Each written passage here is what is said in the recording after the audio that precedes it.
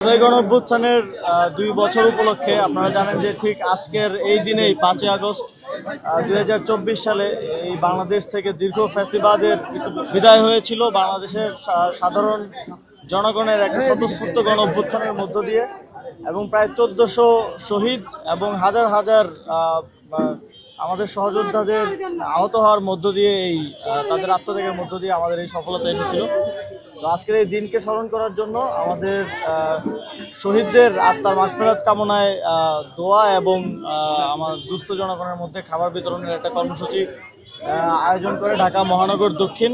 এখানে আমার পাশে ঢাকা মহানগর দক্ষিণের নেতৃবৃন্দ আছেন, আমাদের এনসিপির কেন্দ্রীয় সদস্য মাহবুব ভাই, তিনি পুরো জিনিসটার তত্ত্বাবধায়ক করেছেন।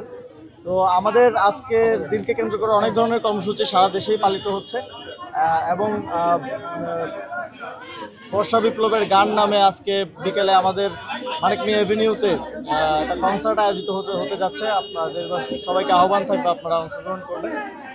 আসলে জুলাই গণঅভ্যুত্থানের ২ বছর পর আজকে যদি এসে সবাই মূল্যায়ন করছে সফলতা ব্যর্থতার গল্প, তো আমরা মাপকাঠি ধরি এক দফার কতটুকু বাস্তবায়ন হলো, কতটুকু হলো না। এক দফা আপনারা জানেন, এক দফায় ছিল শেখ হাসিনার পতন এবং ফ্যাসিবাদী ব্যবস্থার বিলোপ।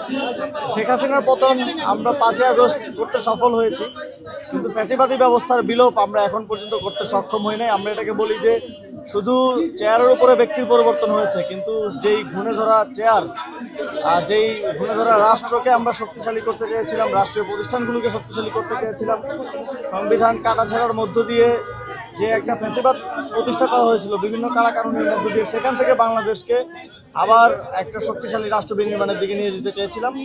সেই লড়াইটা আমাদের এখনও চলমান আছে বলে আমি মনে করি।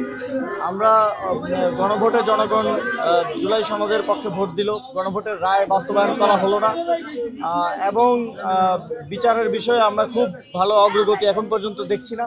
তো এই জায়গাগুলো নিয়ে জনগণের মধ্যে হতাশা আছে, আমাদের নিজেদের মধ্যেও ফ্রাস্ট্রেশন আছে, কিন্তু তারপরে আমার মনে হয় আমরা অনেক ধাপ গণতান্ত্রিক লড়াইয়ের ক্ষেত্রে এই জুলাই গণঅভ্যুত্থানের মধ্য দিয়ে এগিয়ে গিয়েছি।